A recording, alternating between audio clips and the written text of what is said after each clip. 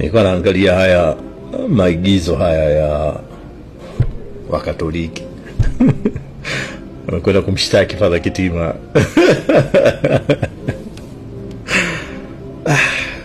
Kuna mambo yanakera, yanaudhi, lakini unabaki unacheka. What do you hope to achieve? Walio nyuma ya huo mpango, what exactly do you hope to achieve?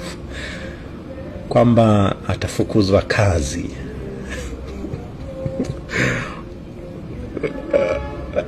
Kama Father Kitima anategemea mshahara wa upadre, kama unadhani Father Kitima anategemea mshahara wa upadre, Father Kitima ni mwanasheria na amebobea kweli kweli, hata kufa njaa.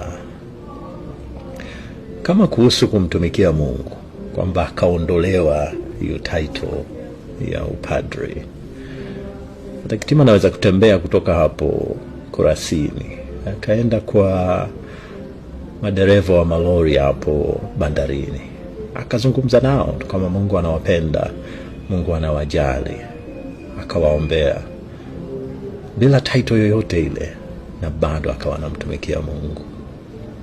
Just stop that nonsense. Huo muda na resources mnazotumia,